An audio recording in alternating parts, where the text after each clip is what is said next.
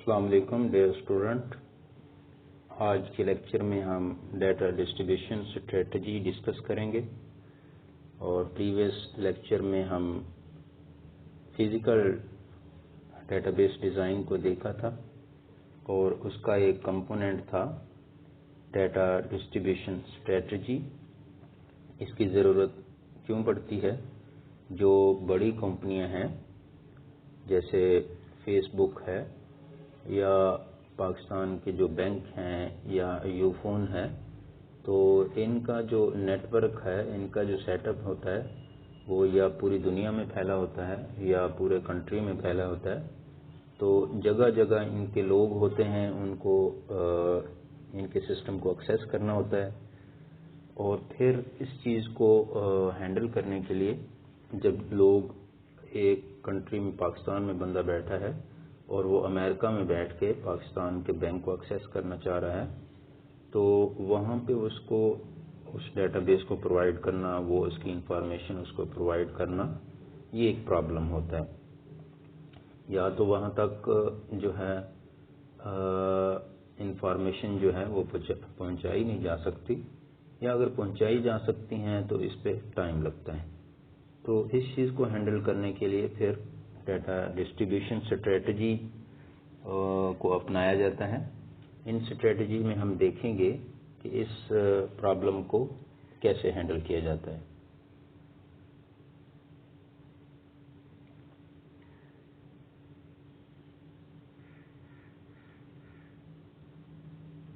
جو پہلا data distribution strategy پہلی جو ہے وہ سینٹرلائزڈ ہے.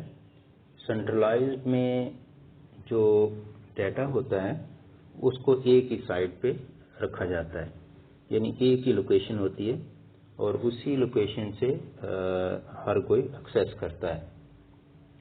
اس میں جو نقصان ہو سکتا ہے وہ یہ ہو سکتا ہے کہ دوسرے لوگ اس کو ایزیلی ایکسیس نہیں کر پاتے، یا تو کبھی ان کو انٹرنیٹ کا ایشو آ سکتا ہے کہ درمیان میں لنک بروک ہو گیا تو ان کا ڈیٹا بیس تک جو ہے لنک بلڈ نہیں ہو رہا، اور یا یہ ہو سکتا ہے کہ انٹرنیٹ بہت سلو ہے تو بہت بڑی مشکل سے ان کو ٹائم لگے گا ڈیٹا ایکسیس کرنے میں، تو یہ ایزیلی جو ہے وہ ایکسیسیبل نہیں ہوتا.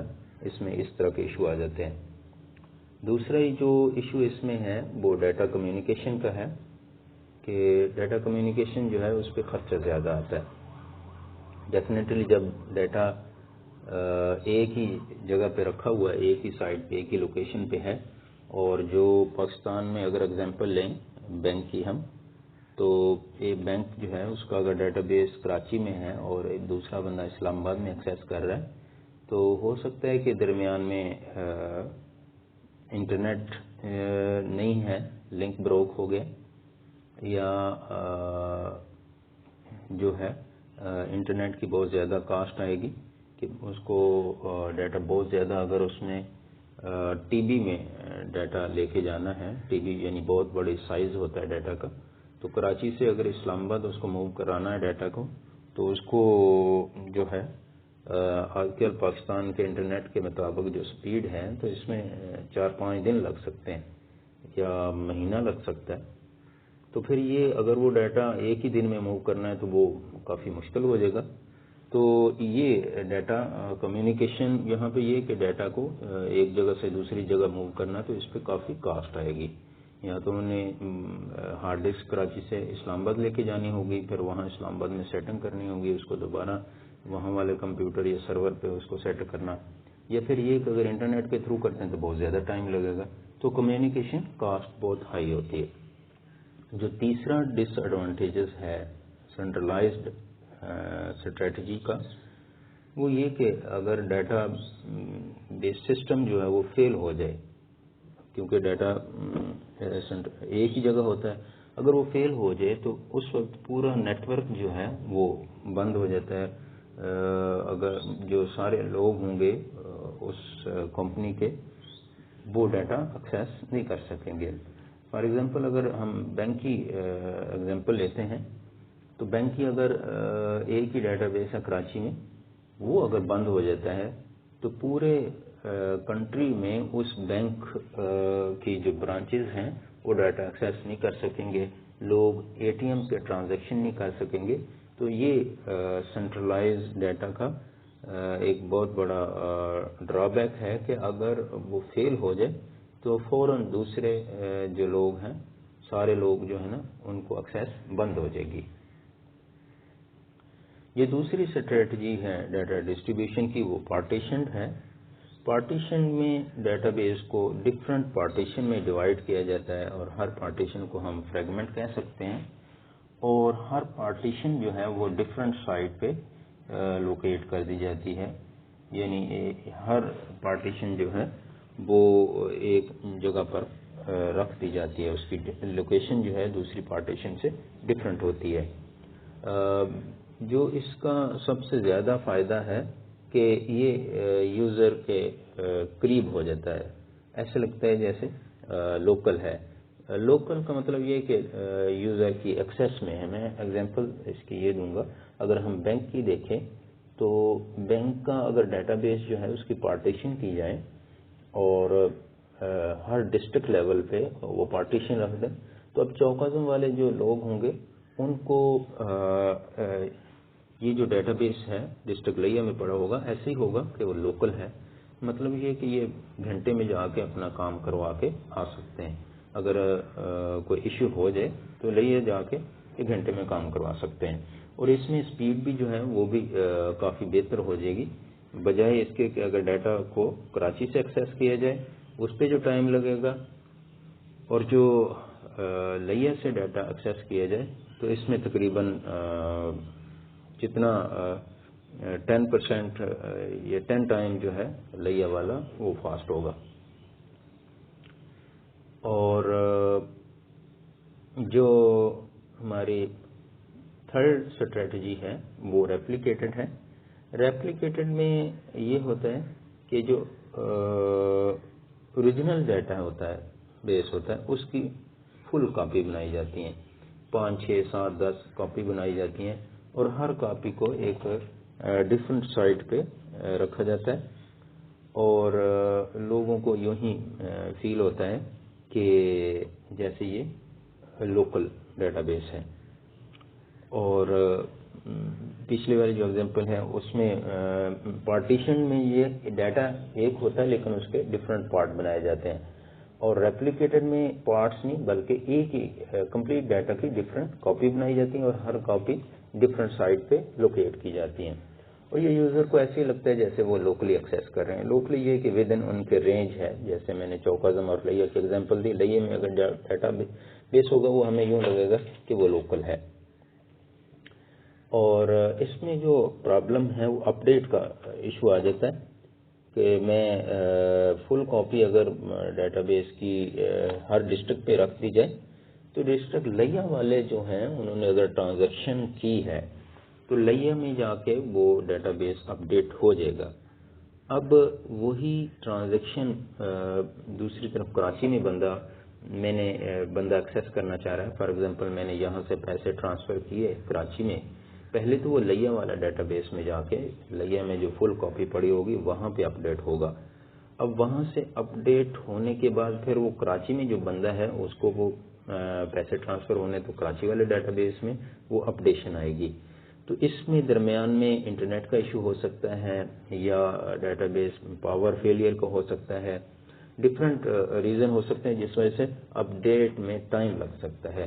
تو یہ جو ریپلیکیٹڈ اسٹریٹجی ہے اس میں اپڈیشن والا ایشو آ جاتا ہے. اس میں سپیڈ اگر لوکلی ایکسیس کی بات کی جائے کہ لوگوں کو اس کی ایکسیس کیسے ملے گی، لوکل لیول پہ تو ٹھیک ہے، لیکن اگر ایک کاپی جو لیا میں پڑی ہے اس کو اگر کراچی والے جو ڈیٹا بیس کی کاپی ہے اس میں کوئی اپڈیٹ کرنا ہے تو اس میں ٹائم لگ دیا جاتا ہے. تو اس میں ہوتا یہ کہ جو جتنی بھی کاپی ہوتی ہیں وہ فوراً ان پہ چینجز جو ہیں وہ اپلائی کی جاتی ہیں. بالفرض اگر لیا والا جو ڈیٹا بیس کی کاپی ہے وہاں پہ کوئی ٹرانزیکشن ہوئی ہے، وہاں پہ کسی کا ریکارڈ اپڈیٹ ہوا ہے تو فوراً جتنی 15-20 کاپیاں دوسری ہوں گی دوسرے ڈسٹرکٹ پہ فوراً وہ جو ہے نا اپڈیٹ کی جاتی ہیں. تاکہ اگر وہی ٹرانزیکشن دوسری جگہ کوئی ایکسیس کرنا چاہے، وہی ریکارڈ دوسری جگہ ایکسیس کرنا چاہے تو اس کو اپڈیٹڈ ریکارڈ ملے. لیکن پھر اس میں اپڈیشن میں ایشو آ سکتا ہے، تو اس اسٹریٹجی میں یہ ڈس ایڈوانٹیجز ہے. جو 4 نمبر پہ ہمارے پاس اسٹریٹجی ہے وہ ہائیبرڈ ہے. اس اسٹریٹجی میں ڈیٹا بیس کے پارٹیشن بنائی جاتی ہیں، کرٹیکل اور نان کرٹیکل. جو کرٹیکل ہوتی ہے وہ امپورٹنٹ ہوتی ہے. یہ ڈپینڈ کرتا ہے کہ ڈیٹا بیس کا دیکھنا ہوتا ہے کون سا ڈیٹا بیس کا پارٹ جو ہے وہ امپورٹنٹ ہے اور کون سا پارٹ جو ہے وہ امپورٹنٹ نہیں ہے. تو میں اگر فیس بک کی بات کروں، فیس بک میں اگر ہم نے پارٹیشن بنائی کریٹیکل اور نان کریٹیکل، تو آج سے جو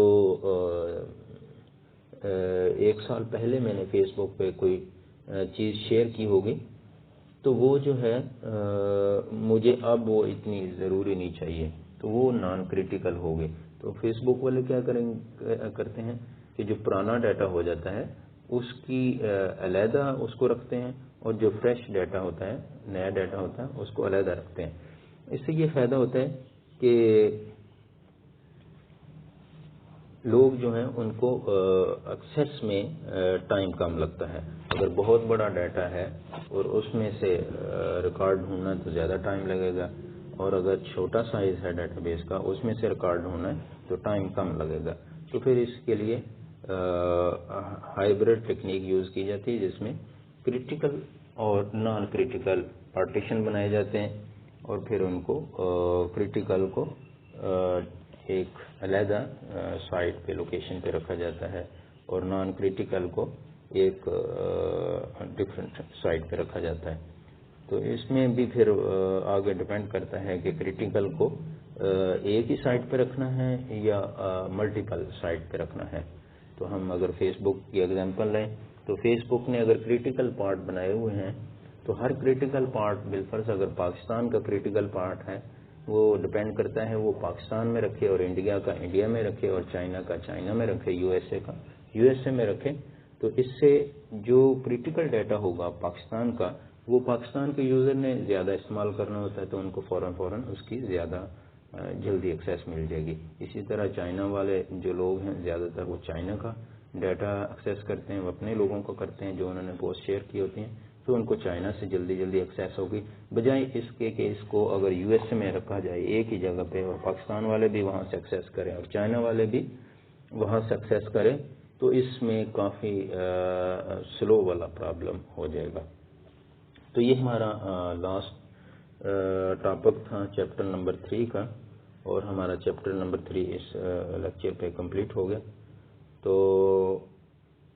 آپ اسٹوڈنٹس سے ریکویسٹ ہے کہ میں یہ لیکچر جو ہے یوٹیوب پہ اپلوڈ کرتا ہوں، اور وہاں پہ کمنٹس میں اگر کوئی آپ لوگوں کو چیز سمجھ نہ آئے تو وہ وہاں لکھ دیا کرو، اور وہ میں وہاں پہ اس کا آنسر دے دوں گا.